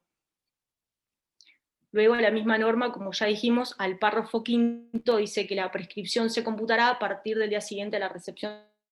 Entonces, esto implica que en la lógica legal, por lo menos, la acción común no puede promoverse antes de que la aseguradora envíe esta notificación poniendo a disposición los importes del régimen especial. Pero además, dentro del sistema modificado por la ley 27348, en los casos sujetos al tránsito ante comisiones médicas, habrá que esperar su finalización, expresa o tácita por vencimiento del plazo.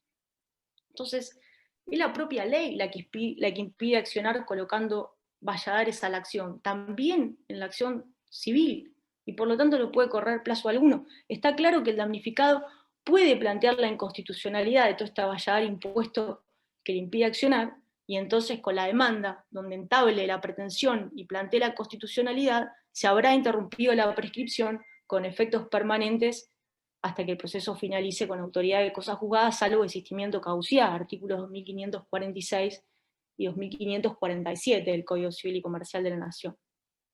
Y esta situación, a su vez, trae otro problema en relación a los terceros y al modo en que debe jugar la opción, porque, y este creo yo que es un problema propio de un poco la incoherencia de haber establecido la opción de la forma que se la reguló, que se la legisló, ¿no? Porque los terceros responsables del accidente, el caso típico es el de los initines, pero bien podría ser también la aseguradora cuando se trata de una acción civil, podrían argumentar que respecto a ellos la prescripción no se encuentra sujeta a cumplir todos estos requisitos que imponen las leyes, la 26773 y la 27348. Y aquí la cuestión se relaciona con la opción, porque para que esa posición, que a mí me parece que sería correcta, resulte coherente, lógica y atendible, debe aceptarse que respecto de estos terceros, entonces la opción es inaplicable, y que puede intentarse respecto de ellos un cúmulo de acciones. Es decir, a modo de ejemplo, la acción común contra la aseguradora podría entablarse sin esperar a lo que tiene para decir la comisión médica, porque una cosa es su responsabilidad sistémica y otra cosa es su responsabilidad civil. Bueno, finalmente,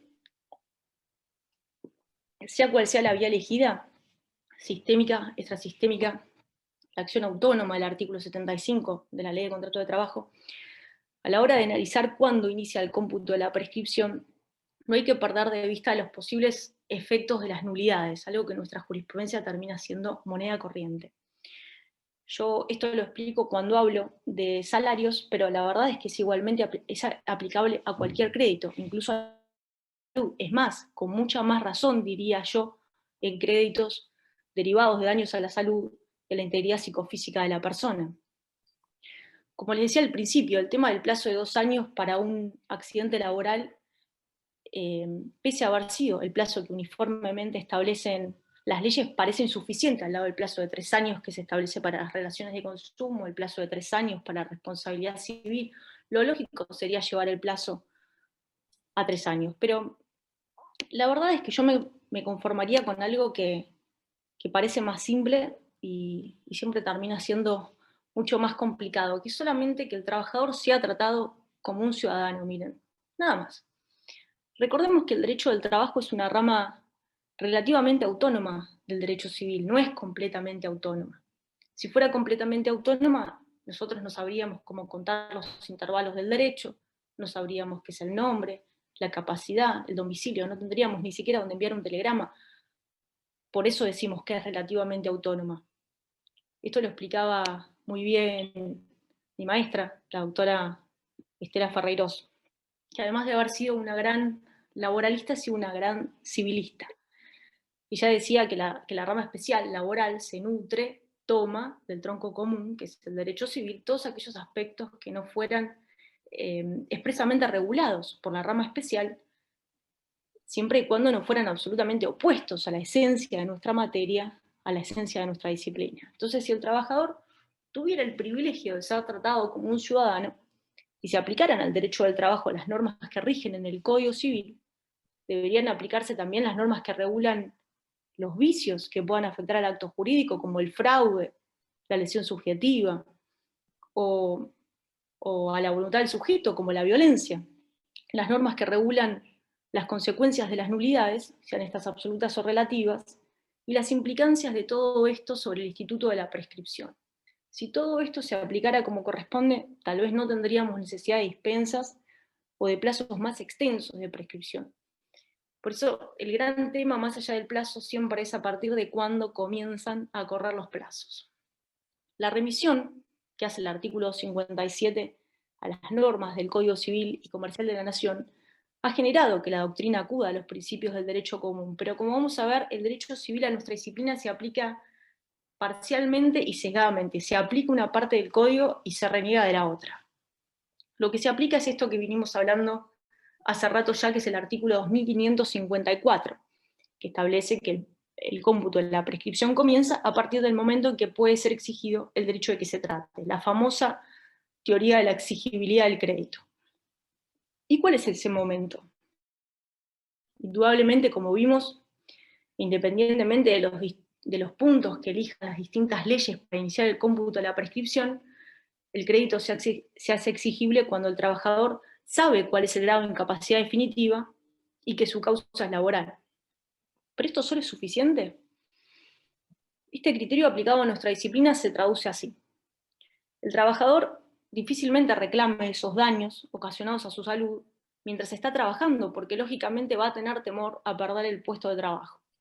La cuestión consiste en determinar si la solución de la exigibilidad diseñada y adoptada para un ámbito general, donde impera la autonomía de la voluntad, porque las partes están en pie de igualdad, puede igualmente aplicarse a las situaciones que plantea el contrato de trabajo, donde rige la asimetría inherente a la relación. Todos aquí sabemos que desde su origen la disciplina laboral se estructura sobre la desigualdad, sobre el desequilibrio de poder que bordea toda la relación de este vínculo que es oblicuo, asimétrico. Un desequilibrio que las leyes intentan compensar, pero que nunca se ve completamente superado debido a las condiciones materiales, estructurales, económicas, objetivas de un Estado que no ofrece pleno empleo. Por eso el disuasivo del despido siempre está presente, siempre se encuentra latente en el contrato de trabajo. Y aquí, como vamos a ver, hay más de un camino que conduce, sino a la imprescriptibilidad, al menos a comenzar a pensar cuándo debería correr el curso de la prescripción en derecho del trabajo.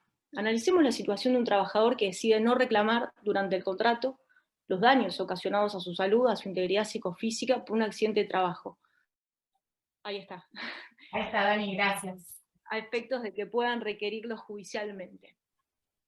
Fíjense que el artículo 730, inciso A, del Código Civil y Comercial de la Nación le confiere al acreedor medios legales para requerir judicialmente los derechos. Bueno, la prescripción entonces es una renuncia tácita a la acción. Hasta acá no habría ningún problema, si no fuera porque en el derecho del trabajo rige el principio de irrenunciabilidad, que no rige, como regla al menos, en el derecho civil. Fíjense que no se admite la renuncia expresa, pero sí la renuncia tácita por medio de la prescripción. Bueno, esto encierra una incongruencia primero, y segundo, a mi manera de ver, un fraude a la ley. ¿Y por qué un fraude? Bueno, recordemos que para que exista fraude tiene que haber dos normas, una de cobertura y la otra que es la que se defrauda, generalmente imperativa y de orden público. Amparándose en la norma de cobertura, se interpone una pantalla entre el intérprete y la realidad, que le da apariencia, que le da un viso de legalidad al acto, pero que indirectamente viola el ordenamiento jurídico, su finalidad. La conducta aparentemente sigue la letra del artículo 2554, pero indirectamente burla la finalidad de la ley, la finalidad del artículo 12, que es la irrenunciabilidad de los derechos. Bueno, esto es lo que ocurre cada vez que se interpone una excepción de prescripción frente a derechos irrenunciables, se hace fraude. Tengamos en cuenta que el artículo 12 del Código Civil y Comercial de la Nación ha regulado con toda claridad la consecuencia del fraude, mucho mejor incluso que el artículo 14 de la Ley de Contrato de Trabajo, porque en su último párrafo establece, en este caso, el acto debe someterse a la norma imperativa que se trata de eludir, es decir, al artículo 12 de la Ley de Contrato de Trabajo, al artículo 11, inciso primero, de la Ley de Riesgo de Trabajo, a la irrenunciabilidad de los derechos, a la irrenunciabilidad de las prestaciones. Otra vía, quizá más simple, pero que en general no ha sido seguida por la jurisprudencia, es plantear que las renuncias a derechos laborales es un acto nulo de nulidad absoluta. Una renuncia, gratuita y tácita, a reclamar por derechos irrenunciables y absolutamente indisponibles, derivados de normas imperativas, como son los que nacen en cabeza del trabajador y sus derechohabientes, en razón de un reclamo laboral, no puede ser aceptada, artículo 12 de la Ley de Contrato de Trabajo, artículo 11, inciso primero de la Ley de Riesgo de Trabajo, y mucho menos presumirse como consecuencia del silencio, artículo 58 de la Ley de Contrato de Trabajo.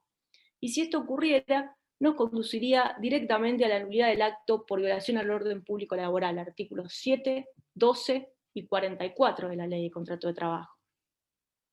Recordemos que este orden público es un orden público instaurado por la ley para brindarle al trabajador la protección que le niegan las condiciones económicas y sociales del mercado de trabajo, pero ojo que estas renuncias también serían un acto nulo por prohibición de su objeto para el derecho civil.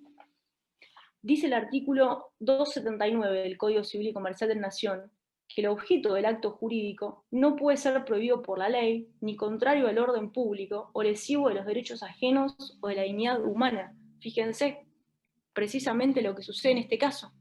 Y como tal, la nulidad se encuentra regulada en el artículo 386 del Código Civil y Comercial de la Nación, que establece el criterio de distinción entre nulidades absolutas y relativas, señalando: son de nulidad absoluta los actos que contravían el orden público, la moral y las buenas costumbres. Son de nulidad relativa los actos a los cuales la ley impone esta sanción solo en protección del interés de ciertas personas.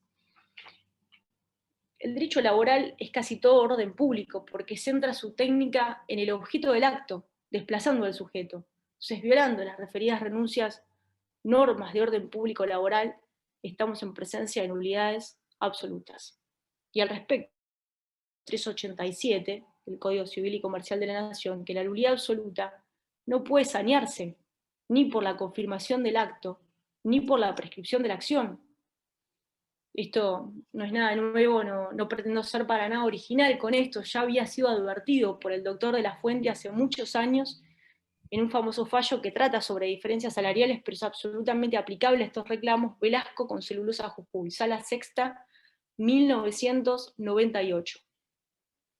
Hubo otros fallos posteriores, aunque por supuesto aislados. Sala Sexta, Rioja Emilio con IBM, Argentina sobre daños y perjuicios, año 2012. Ahí la sala dice que los actos derivados de nulidades absolutas no pueden confirmarse, pero en consecuencia tampoco pueden prescribir. La sala no lo dice expresamente, pero lo dice tácitamente. Y hay otro fallo de la Sala Tercera, Salvio Olga con máxima FJP, año 2012, voto de la doctora Diana Cañal en mayoría. Una tercera vía podría ser atacar el acto centrando el análisis en el sujeto cuya autonomía de la voluntad se encuentra viciada. Está claro que el derecho del trabajo ha centrado su técnica en el objeto para no exigirle al trabajador la prueba de un vicio de la voluntad, pero eventualmente nada impediría analizar tampoco la presencia de ese vicio. Sabido es que el acto jurídico para ser voluntario requiere de 3 elementos: discernimiento, intención y libertad. Es evidente que si un trabajador que conoce el grado de incapacidad definitiva que tiene, que conoce que la causa es laboral y decide, sin embargo, no reclamar a su empleador durante la vigencia de la relación, es por temor a perder el empleo. las dificultades que todo trabajador tiene para entablar cualquier acción en un sistema de estabilidad relativa impropia como el de nuestro país, donde el Estado no ofrece pleno empleo, se agrava en el caso de alguien con una gran incapacidad que sabe que eso no le va a permitir pasar a un nuevo preocupacional. Podría decirse que esto no le impide reclamar a la RT porque al empleador no le causaría daño alguno, pero eso es bastante falso porque, primero, ese argumento únicamente serviría para la acción civil y para la acción, para la acción sistémica, nunca para la acción civil o para la acción autónoma del artículo 75 de la Ley de Contrato de Trabajo. Y segundo, porque aún en la acción sistémica, solo entablada contra la ART, la denuncia del infortunio ya aumenta la prima que el empleador debe pagarle a la aseguradora e indirectamente también le está causando daño. Entonces, yo misma he tenido casos en mi estudio donde los trabajadores han sido despedidos luego de realizar la denuncia ante la aseguradora sin demandar al empleador. No puede haber voluntad libre si el trabajador actúa, o mejor dicho, deja de actuar al verse coaccionado por el temor al despido. No hay libertad, no puede haberla. La libertad es una ficción, es una falsedad, porque el trabajador sabe que se queda sin trabajo si reclama. Y si no hay libertad, estamos en presencia del vicio de violencia, artículo 276 del Código Civil y Comercial de la Nación, que dice que la violencia implica una amenaza, un temor de sufrir un mal inminente y grave en la persona o bienes del amenazado, en este caso, la pérdida del empleo. Y aclara el último párrafo del 276 que la relevancia de las amenazas debe ser juzgada teniendo en cuenta la situación del amenazado, es decir, un trabajador con una gran incapacidad que sabe que no le va a permitir pasar un preocupacional, por ejemplo, y las demás circunstancias del caso. Sistema de estabilidad relativa impropia donde el Estado no ofrece pleno empleo. En estos casos aclara el artículo 260 del Código Civil y Comercial de la Nación que el acto deviene involuntario. Un acto involuntario es siempre nulo. Es en este escenario donde la fuente elabora su teoría y sostiene que el plazo de prescripción solo puede comenzar a correr desde el momento en que el titular del derecho se haya encontrado en condiciones de ejercitar la acción, lo cual presupone tres cosas: que el derecho haya nacido, que el mismo sea exigible y que la inacción sea voluntaria. En realidad, si lo pensamos detenidamente, esto no es nada revolucionario, son los mismos principios que cualquier civilista reclamaría para el derecho civil. Lo revolucionario es pretender aplicar esto al derecho del trabajo, sosteniendo que el trabajador no tiene voluntad porque no tiene libertad durante el contrato, algo que es obvio y que todos lo sabemos. Lo revolucionario entonces es pretender que el trabajador sea tratado como un ciudadano que trabaja. Esta situación acarrea la nulidad del acto, es una nulidad relativa, y si bien el artículo 388 del Código Civil y Comercial de la Nación establece que la nulidad relativa puede sanearse por la confirmación del acto y por la prescripción de la acción, ese artículo debe ser leído junto al 393, que especifica que para confirmar un acto nulo es necesario que desaparezca la causal de nulidad, y junto al 2563, inciso A, que determina que para que comience el cómputo del plazo de prescripción de la acción de nulidad, si se trata de vicios de la voluntad, debe estarse al momento del cese de los vicios que la afectaran. ¿Y cuándo cesa el vicio de violencia que provoca la pérdida de la libertad accionar del trabajador? Bueno, con el cese de la relación laboral, cuando el trabajador ya ha perdido todo lo que le preocupaba tanto perder. Sosteniendo esto, tenemos un fallo, además del fallo Velasco, del doctor de la Fuente, un fallo de la Sala Tercera, Zurita Jonathan con Ave César, año 2012. Eventualmente y subsidiariamente podría solicitarse la dispensa de la prescripción por las dificultades de hecho que atraviesa el acreedor, conforme al artículo 2550 del Código Civil y Comercial de la Nación. Pero en mi opinión, lo correcto sería entender, acreditadas las circunstancias del caso, que el curso de la prescripción no ha comenzado a correr. Otra vía podría ser invocar el vicio de lesión subjetiva frente a la amenaza del despido y el estado de necesidad en que el trabajador se encuentra. Dispone el artículo 322 del Código Civil y Comercial de la Nación que puede mandarse la nulidad de los actos jurídicos cuando una de las partes, explotando la necesidad de la otra, obtuviera a cambio una ventaja patrimonial, evidentemente desproporcionada y sin justificación. Y aclara el último párrafo del artículo que se presume, excepto prueba en contrario, que existe tal explotación en caso notable desproporción de las prestaciones. A ver, el trabajador es un sujeto en estado de necesidad permanente frente a su empleador. Si el trabajador acepta no reclamar el daño sufrido a su integridad psicofísica sin contraprestación alguna a cambio, es evidente que esa desproporción se obtuvo explotando su necesidad de mantener el empleo. Esto tampoco es nada nuevo, ya lo había dicho la Cámara hace muchos años en un famoso fallo Reyardo de Henry con Ferrocarriles Argentinos, Sala Sexta, 1985. Entonces, como vemos, hay vicios del acto jurídico, fraude, lesión subjetiva, vicios del consentimiento, violencia, nulidad absoluta, nulidad relativa. Por todos los caminos llegamos al mismo resultado. El curso de la prescripción no debería comenzar antes de finalizada la relación. Miren, les voy a contar una anécdota, una pequeña digresión. Recuerdo que en el año 2017 la acompañé a Estela Ferreirosa a una conferencia que ella tenía que dar en la Facultad de Derecho de la UBA. Era sobre su reciente fallo en ese momento marcado, donde había declarado la inconstitucionalidad del tránsito previo por ante las comisiones médicas dispuestas por los artículos 1 y 2 de la ley 27348. Me quedó grabada una frase que dijo, ella dijo ahí que la ley de riesgo de trabajo es un festival de inconstitucionalidades. Entonces, si alguno estaba o la recuerda, me parece una frase muy gráfica. Bueno, yo tomo eso y les digo, miren, me acerco a la cámara para decirles que la imposición del curso de la prescripción durante el contrato es un festival de vicios y de nulidades. Realmente son tantos que podríamos hacer una fiesta. Tenemos uno más, tenemos el vicio de error. Porque aún en el supuesto de haber transcurrido los 2 años desde finalizado la relación y los 2 años de la consolidación jurídica del daño, hay que analizar acá qué rol juegan los exámenes médicos, periódicos y de egreso cuya realización la ley impone al empleador y a su RT, resolución 37/10.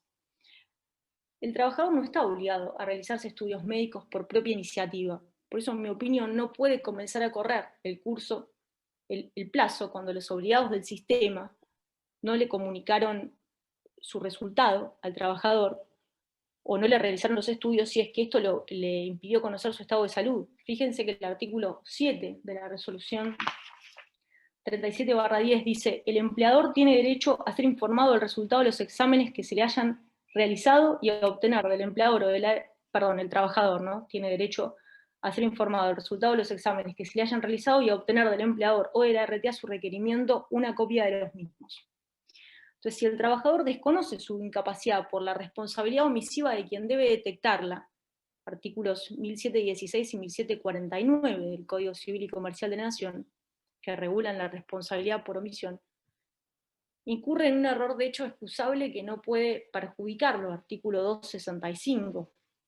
El principio de buena fe es inherente al contrato de trabajo, si es la propia aseguradora la que llama error al trabajador, sea por mera desidia, no le hizo los estudios, o mediante el ocultamiento del resultado de los mismos, para obtener un fin, que es el desconocimiento del trabajador de su estado de salud y en consecuencia la falta de acción, no puede luego pretender valerse de ese acto en el que obró con dolo contractual. Prueba de ello resulta ser, por ejemplo, que la aseguradora rechace la patología, dé de alta sin incapacidad o niegue que la incapacidad tenga relación de causalidad con el hecho, con el accidente o con las tareas realizadas, lo que es bastante frecuente e incompatible a mi manera de ver con la pretensión de excepcionarse oponiendo la defensa de prescripción. Este acto nulo, de nulidad relativa, como vimos, no puede ser confirmado ni puede comenzar a correr el curso de prescripción hasta que el trabajador fuera informado de su estado de salud y sacado de este error en el que ha caído. Artículos 393 y 2563, inciso A del Código Civil y Comercial de la Nación. Esto es lo que la doctrina denomina como exceptio doli y fue admitido en un fallo por la Suprema Corte de la provincia de Mendoza, un fallo Tejeda Celia con provincia de RT, año 2012.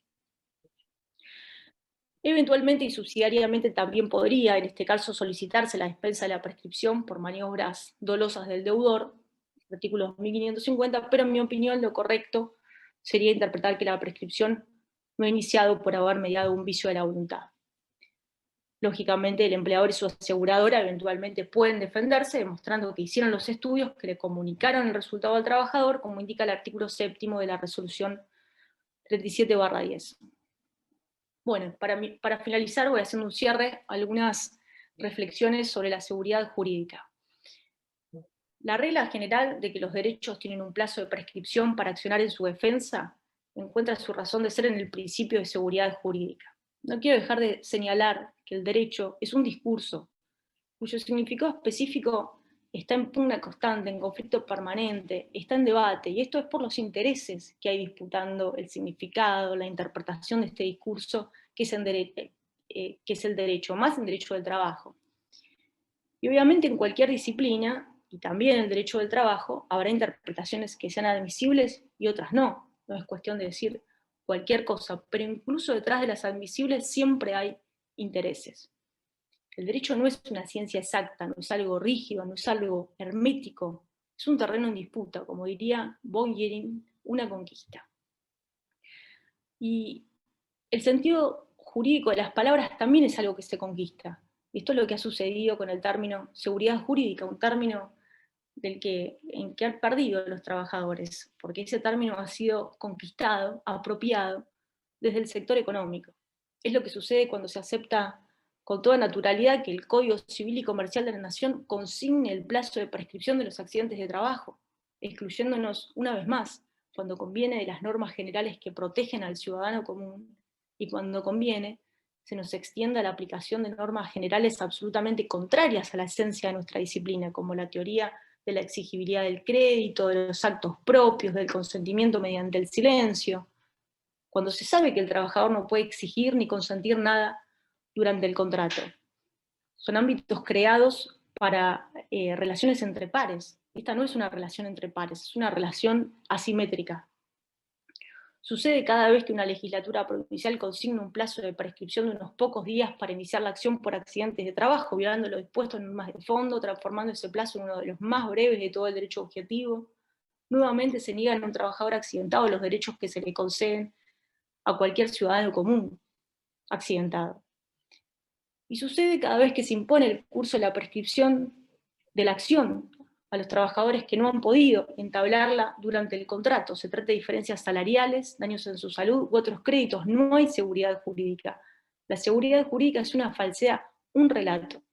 Pero es un buen relato porque en general ha logrado convencer, persuadir que no es relato, es lo aceptado, más bien diría yo, tolerado como verdad por la comunidad jurídica. Y ya decía el filósofo alemán Friedrich Nietzsche que la verdad solamente representa la mentira más eficiente, la que logra su objetivo, persuadiendo a la comunidad de que algo es de una forma y que no puede ser de otra manera y que mejor no discutir mucho más. Entonces, fíjense que el artículo 14 bis primero afirma que el trabajo gozará de la protección de las leyes. Luego, para darle más énfasis a esa protección, continúa diciendo que las leyes asegurarán a los trabajadores toda una serie de derechos, condiciones dignas y equitativas de labor, jornada limitada, salario mínimo, etcétera, etcétera, etcétera. Estos son los derechos sustantivos. Por el otro lado tenemos la acción, que es un derecho subjetivo, es decir, una facultad de exigencia frente a otro por la violación del derecho sustantivo. Y es a su vez un derecho público, un derecho cívico y un derecho humano cuyo ejercicio constitucional integra el principio del debido proceso, artículo 18 de la Constitución Nacional. Ahora bien, de nada sirve un ordenamiento protectorio que sea una recitación de derechos sustantivos sin el derecho adjetivo a la acción para que la víctima reclame, que le permita hacer realidad todos esos derechos sustantivos. Los derechos sustantivos sin derechos adjetivos no son más que una lista de declamaciones, cáscaras vacías. Puede dársele al trabajador toda la lista de derechos sustantivos que seamos capaces de imaginar, que no sirven para nada si la acción se prescribe mientras no pueda reclamar. Somos nosotros los abogados los que tenemos que recordarle a los jueces que el derecho del trabajo, desde sus albores, ha venido a diferenciarse del derecho civil, que piensa la relación desde otro ángulo, desde la libertad, desde la igualdad. En nuestra materia se la piensa desde la dependencia, desde la hiposuficiencia, desde la subordinación. La imposición del curso de la prescripción durante el contrato es inadmisible si el contrato es de trabajo. Lo dice el principio de irrenunciabilidad, que aunque ustedes no lo crean, se lleva muy bien, pero maravillosamente bien. ¿Saben con quién? Se van a sorprender, con el Código Civil y Comercial de la Nación, con los artículos 1 y 2 del Código Civil y Comercial de la Nación, cuando establecen el diálogo de fuentes con las otras ramas del derecho, y en particular con el artículo 963 del Código Civil y Comercial de la Nación, que establece el criterio de interpretación y prevalencia de fuentes normativas, determinando que prevalece para el análisis e interpretación de los contratos la ley especial.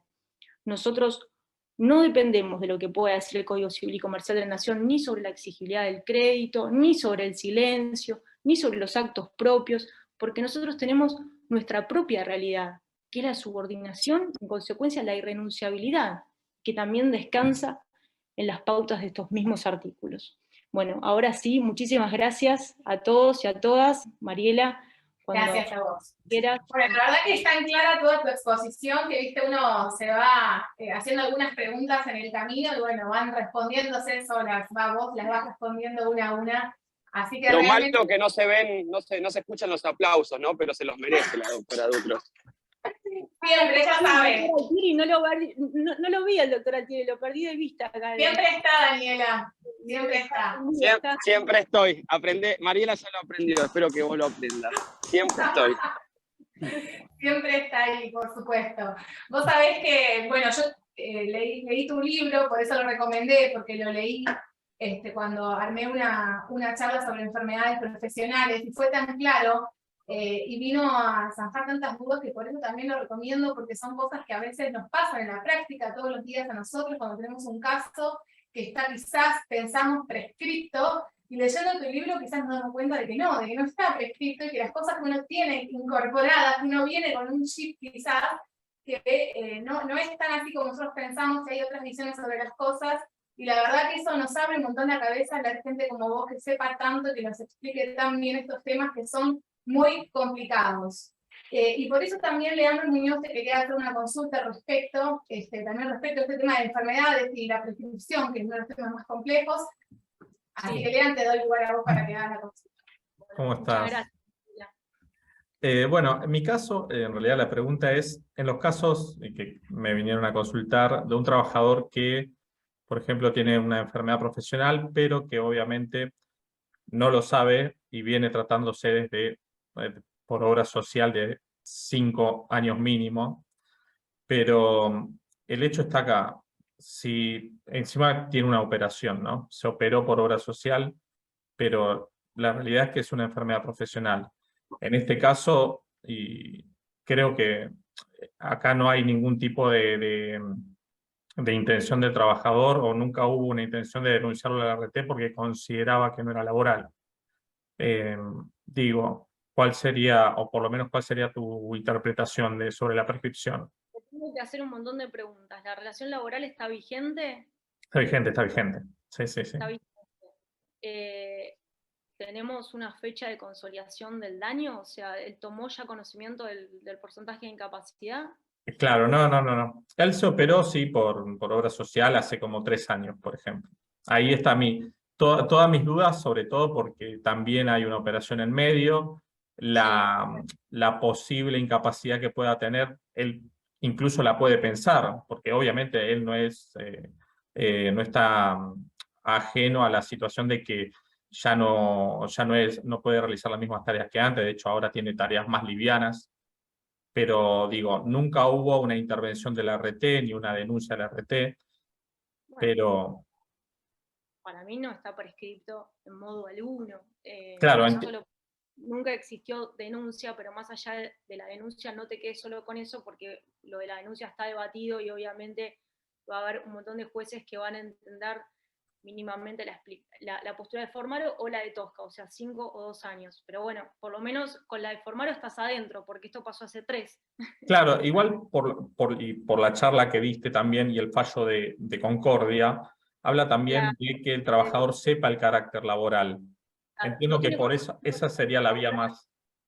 No tiene conocimiento de carácter laboral seguro, y también hay que ver cuándo es el momento que tomó conocimiento del grado de incapacidad definitiva. Esto, si no hay ninguna otra cosa, vos vas a buscar un certificado médico puede haberlo tomado ahora. Como hubo una intervención y una operación, habría que ver si esto es posible, lo tendría que conversar con los médicos que lo operaron, a ver si es posible. Pero si no te queda este fallo, porque él puede no tener conocimiento que esto se originó con motivo del trabajo, este fallo de Concordia. Claro, claro. Me parece Perfecto. que tenés muchos elementos para defenderse, no es tan grave la situación. Muchas gracias. Sí, esas son las cosas que nos pasan a menudo a nosotros, ¿viste? Que nos vienen a consultar, bueno, como te pasará a vos quizás, más que nada por el tema de las enfermedades profesionales, da mucho lugar a duda respecto de cuándo comienza a contar la prescripción, pero yo creo que hoy vos diste un par de tips que nos van a servir a todos para que cada vez que tengamos un caso así en el estudio podamos analizarlo desde ese punto de vista para ver si verdaderamente algo que a prima facie consideramos que está prescrito, después nos damos cuenta que en realidad no es tan así como uno piensa, y esos 2 años en enfermedades específicamente tienen otro modo de contarse, por lo menos desde cuándo empieza a contar esta prescripción, que esa es la discusión. Así que bueno, clarísimo, Daniela. Decime. Son todas las situaciones que pueden dar lugar al discutir el plazo de los 3 años también, ¿no? O sea, Sí, claro. Sí, claro. Por supuesto, y si hay una denuncia y desde cuándo comienza el plazo de prescripción para que podamos hacer esa denuncia, y son todos plazos independientes, y bueno, ya lo explicaste perfectamente vos también, pero bueno, realmente son las cosas y las dudas que se nos plantean nosotros todos los días cuando alguien nos consulta respecto específicamente de estos temas más controvertidos que son las enfermedades profesionales. Así que bueno, por mi parte yo agradecerte que hayas estado acá hoy, es un lujo para nosotros, un honor, porque de verdad sobre el tema de prescripción sos sumamente clara y nos encanta que hayas podido estar acá el día de hoy, que nos compartas tus conocimientos y por supuesto a todos, también la gente que estuvo acá con nosotros, escuchándote, así que bueno, muchas gracias a todos. Daniela, te dejo a vos el cierre.